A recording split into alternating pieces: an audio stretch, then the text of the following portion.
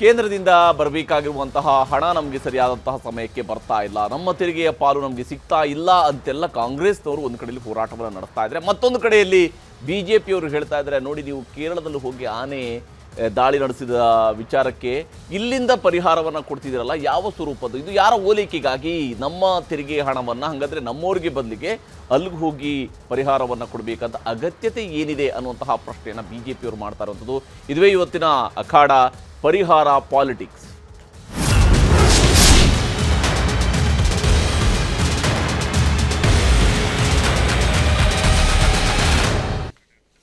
ಭಾರತೀಯ ಜನತಾ ಪಕ್ಷದ ಮಂಗಳೂರು ಉತ್ತರ ವಿಧಾನಸಭಾ ಕ್ಷೇತ್ರದ ಶಾಸಕರಾಗಿರುವ ಭರತ್ ಶೆಟ್ಟಿ ಅವರು ನಮಗೆ ಕಾರ್ಯಕ್ರಮದಲ್ಲಿ ಜಾಯ್ನ್ ಆಗಿದ್ದಾರೆ. ಕಾಂಗ್ರೆಸ್ನ ರಾಜ್ಯ ವಕ್ತಾರರಾಗಿರುವ ನಟರಾಜ್ ಗೌಡರು ನಮಗೆ ಕಾರ್ಯಕ್ರಮದಲ್ಲಿ ಜಾಯ್ನ್ ಆಗಿದ್ದಾರೆ. ದಿ ಟೈಮ್ಸ್ ಆಫ್ ಇಂಡಿಯಾ ಪತ್ರಿಕೆಯ ಹಿರಿಯ ಸಹಾಯಕ ಸಂಪಾದಕ ಬಿ ಶಿವಶಂಕರ್ ಅವರು ಕೂಡ ನಮಗೆ ಕಾರ್ಯಕ್ರಮದಲ್ಲಿ ಜಾಯ್ನ್ ಆಗ್ತಾರೆ. ಅತಿಥಿಗಳ ಜೊತೆಗಿನ ಚರ್ಚೆಯನ್ನು ಆರಂಭಿಸೋದಕ್ಕಿಂತ ಮುಂಚಿತವಾಗಿ ಯಾವ ಸ್ವರೂಪದ ಒಂದು ಪರಿಹಾರದ ಫೈಟ್ ನಡೀತಾ ಇದೆ ಅನ್ನೋದ್ರ ಬಗ್ಗೆ ಒಂದು ವರದಿಯನ್ನು ನಿಮಗೆ ತೋರಿಸ್ತೀವಿ. ರಾಹುಲ್ ಗಾಂಧಿ ಅವ್ರನ್ನ ಖುಷಿ ಪಡಿಸಕ್ಕೆ, ಹೈಕಮಾಂಡ್ ಅನ್ನ ಖುಷಿ ಪಡಿಸಕ್ಕೆ ನಮ್ಮ ರೈತರು ಪರಿಹಾರ ಕೇಳಿದ್ರೆ 2,000 ರೂಪಾಯಿ ಕೊಡ್ತಾರೆ. ವಿರೋಧ ಪಕ್ಷ ಅಂದ್ರೆ ಬರೀ ಗಲಾಟೆ ಮಾಡೋದು ಅಂತಲ್ಲ, ದುಡ್ಡು ಕೊಡಕ್ಕೂ ಕೇಂದ್ರ ಸರ್ಕಾರ, ಈಗ ಅಶೋಕ ಯಾಕೆ why are losing your temper?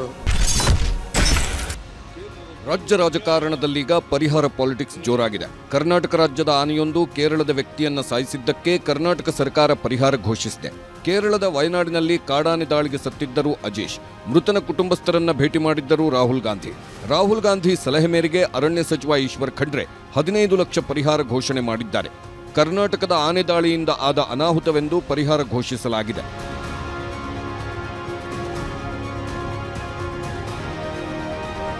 ಇದು ರಾಜ್ಯ ರಾಜಕಾರಣದಲ್ಲಿ ಬಿರುಗಾಳಿ ಎಬ್ಬಿಸಿದೆ.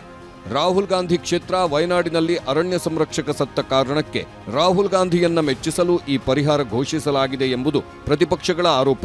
ರಾಹುಲ್ ಗಾಂಧಿ ಕ್ಷೇತ್ರಕ್ಕೆ ಕನ್ನಡಿಗರ ತೆರಿಗೆ ಹಣ ಯಾಕೆಂದು ಪ್ರಶ್ನೆ ಮಾಡಿದ್ದಾರೆ.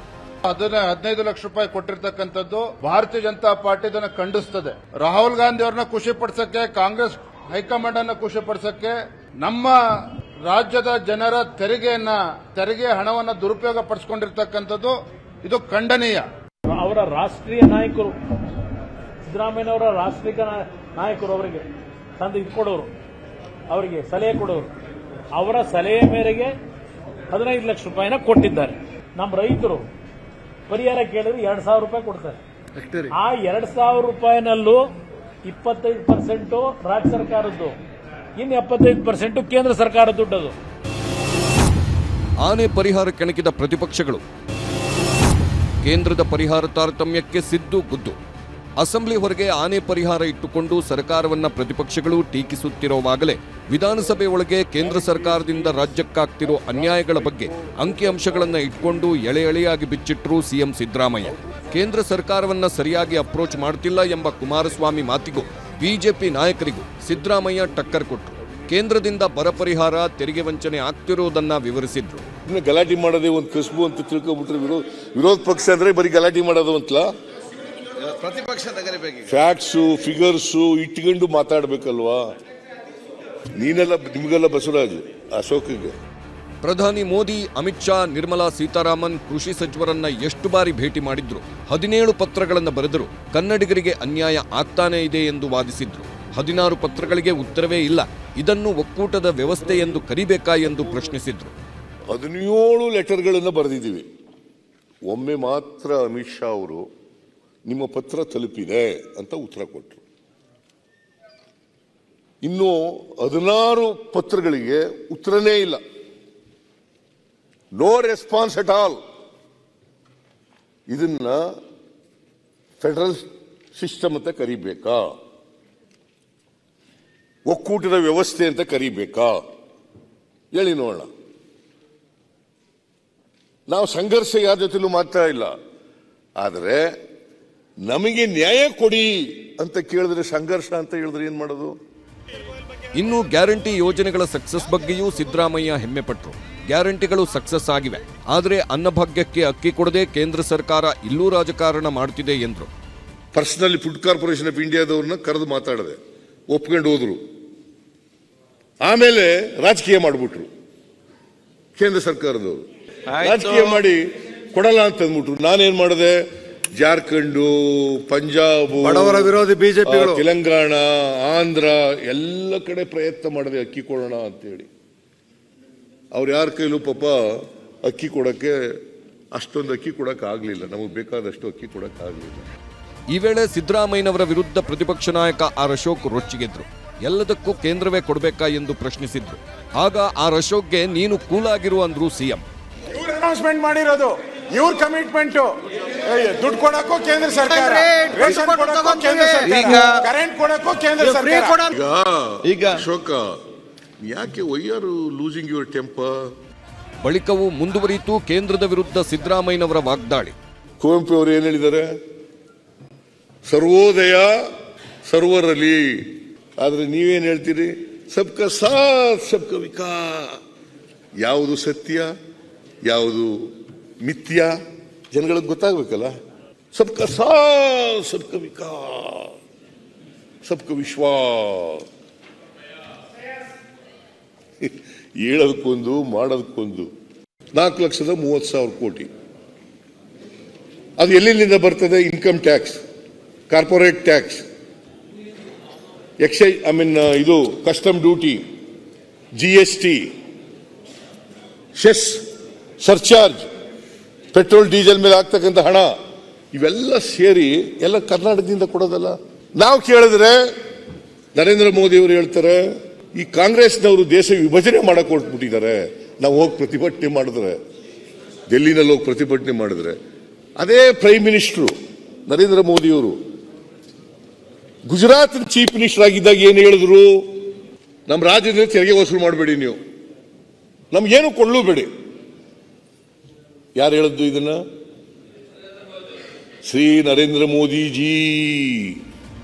ಹೀಗೆ ವರ್ಷಕ್ಕೂ ಆಗ್ತಿರೋ ಅನ್ಯಾಯದ ಬಗ್ಗೆ ಪ್ರಶ್ನೆ ಮಾಡಿದ್ರು ಸಿಎಂ. ಆಗ್ಲೇನೆ ಎಷ್ಟು ಬತ್ತಿತ್ತು? 18-19ರಲ್ಲಿ 51,000 ಕೋಟಿ ಬತ್ತಿತ್ತು.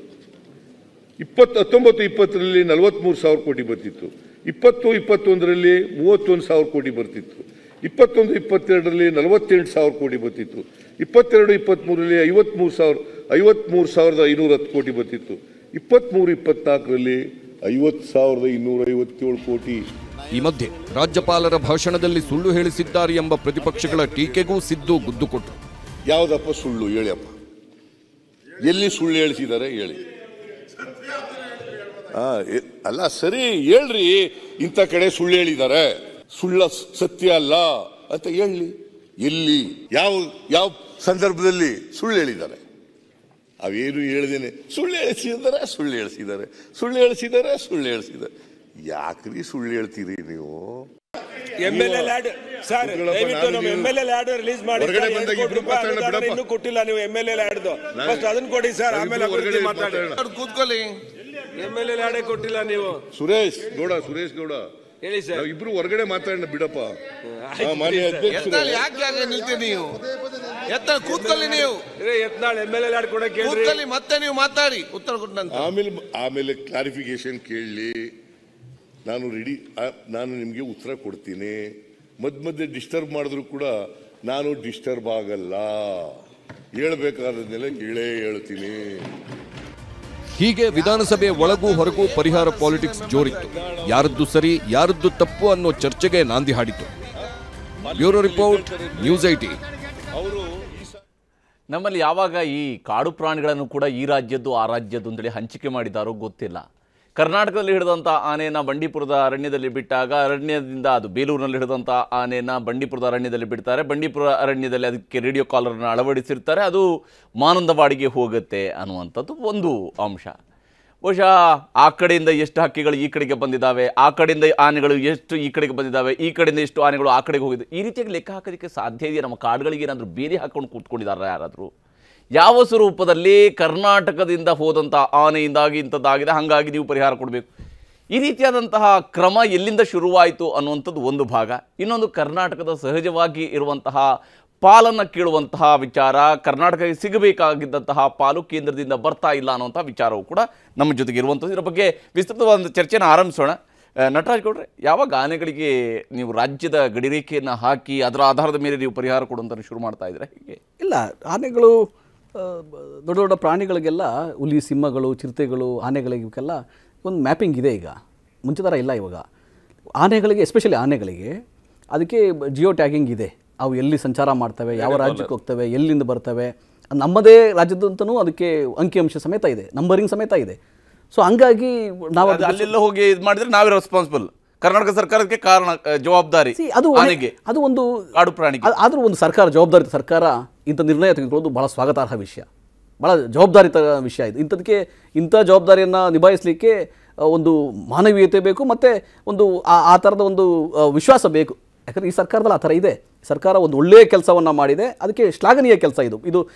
ಅಲ್ಲಿಂದ ಯಾರೋ ಬಂದು ಇಲ್ಲಿಗೆ ಆ ಥರ ಆದಾಗ ಅವರು ನಮ್ಗೆ ಸಹಾಯ ಮಾಡಿದರೆ ಅಥವಾ ನಮ್ಮ ಜನತೆಗೆ ನೋಡಿಕೊಂಡ್ರೆ ಅದು ಸ್ವಾಗತ ಮಾಡುವಂಥದ್ದು ವಿಷಯಗಳು. ಈಗ ಅತ್ತಿಪೆಲ್ಲಿನಲ್ಲಿ 17 ಜನ ಪಟಾಕಿ ಸಿಡಿದು ಸತ್ರು. 17 ಜನನೂ ಧರ್ಮಪುರಿಯವರು, ತಮಿಳುನಾಡಿನವರು. ನಮ್ಮ ಸರ್ಕಾರ 5 ಲಕ್ಷ ರೂಪಾಯಿ ಪ್ರತಿ ವ್ಯಕ್ತಿ ಕೊಡ್ತು. ಯಾವಾಗ? ಅಕ್ಟೋಬರ್ 2023. ನಮ್ಮ ಸರ್ಕಾರ ಅವರಿಗೆ ಎಲ್ಲರಿಗೂ 5 ಲಕ್ಷ ರೂಪಾಯಿ ತಲವಾಗಿ ಕೊಡ್ತು. ತಮಿಳುನಾಡು ಸರ್ಕಾರ ಬರೀ 3 ಲಕ್ಷ ಕೊಡ್ತು. ಅಲ್ಲ, ನಾನೇನು ಹೇಳ್ತೀನಿ ಗೊತ್ತಾ, ಇದು ಅಂತಾರಾಜ್ಯ ವಿಷಯಗಳಲ್ಲಿ, ಅಂತಾರಾಜ್ಯ ವಿಷಯಗಳಲ್ಲಿ ಕೊಡ್ತಿರೋ, ಮಧ್ಯಪ್ರದೇಶಕ್ಕೆ ಕೊಡ್ತಿರೋ, ಇನ್ಯಾರಿಗೆ ಕೊಡ್ತಿರೋ ಅನ್ನೋಂಥ ಮುಖ್ಯ ಅಲ್ಲ. ಈಗ ಆನೆ ದಾಳಿಯಿಂದ ಯಾರೆಲ್ಲ ಸಾವಿಗೀಡಾಗಿದ್ರೆ ಅವರೆಲ್ಲದರ ಬಗ್ಗೆ ಕೂಡ ನಮಗೆ ಸಂವಿಧಾನಗಳಿದಾವೆ. ಅವರೆಲ್ಲದರ ಬಗ್ಗೆಯೂ ಕೂಡ ಇದು ಅನ್ಯಾಯದ ಸಾವು ಆಗಿರುತ್ತೆ. ಯಾಕೆಂದ್ರೆ ಅವ್ರ ಪಾಪ ಓಡ್ಕೊಂಡು ಬರ್ತಾರೆ, ಆನೆ ದಾಳಿ ಮಾಡುತ್ತೆ, ಸತ್ತಿರುತ್ತೆ. ಆದ್ರೆ ಪರಿಹಾರ ಕೊಡುವಂತ ವಿಧಾನದ ಬಗ್ಗೆ ಇರುವಂತಹ ಪ್ರಶ್ನೆ ಇಲ್ಲ. ಅದೇನಿಲ್ಲ ವಿಧಾನ. ಅಲ್ಲಿ ನಮ್ಮ ರಾಜ್ಯದಿಂದ ಹೋಗಿರುವಂತ, ನಾವು ಕಾಡಲ್ಲಿ ಬಿಟ್ಟಿರುವ ಆನೆ ಹೋಗಿ ಅಲ್ಲಿ ಇದು ಯಾವ ರೀತಿಯಲ್ಲಿ ಕೇರಳದಿಂದ ಒಂದು ಆನೆ ಬರುತ್ತೆ, ಅಲ್ಲಿ ಇಲ್ಲೆಲ್ಲೋ ದಾಳಿ ನಡೆಸುತ್ತೆ. ಯಾಕಂದ್ರೆ ನಾವು ಕರ್ನಾಟಕ ಕೇರಳದ ಗಡಿ ಭಾಗದವರು, ನಮ್ಗೆ ಗೊತ್ತಿದೆ ಅಲ್ಲಿ ಕರ್ನಾಟಕದಿಂದ ಕರ್ನಾಟಕಕ್ಕೂ ಹೋಗ್ತಾ ಇರ್ತವೆ. ಹಾಗಿದ್ರೆ ಅಲ್ಲಿ ಅವರು ಪರಿಹಾರ ಕೊಡ್ತಾರೆ, ಕೊಟ್ಟರೆ ಒಳ್ಳೇದು. ಯಾವ ರೀತಿಯಲ್ಲಿ? ಇಲ್ಲ, ಕೊಟ್ಟರೆ ಒಳ್ಳೇದು. ಏನು ಗೊತ್ತಾ, ಈಗ ಮುಂಚಿನ ವ್ಯವಸ್ಥೆ ನನಗೆ ಗೊತ್ತಿಲ್ಲ, ಈಗಿನ ವ್ಯವಸ್ಥೆನಲ್ಲಿ ಹೆಂಗೆ ಅಂದ್ರೆ ಇದು ಶುರು ಇವಾಗ ನಮ್ಮದೇ. ಈಗ ನಮ್ಮ ರಾಜ್ಯದ, ಈಗ ನಮಗೂ ಅದೇನಂದ್ರೆ ನಮ್ಮ ರಾಜ್ಯದ ಆನೆನ ಹೌದು, ಬಂಡೀಪುರದ ಆನೆನ ಹೌದು, ಅದಕ್ಕೆ ಒಂದು ಟ್ಯಾಗಿಂಗ್ ಇದೆಯಾ? ಹೌದು ಇದೆ. ನಂಬರಿಂಗ್ ಇದೆಯಾ? ಇದೆ.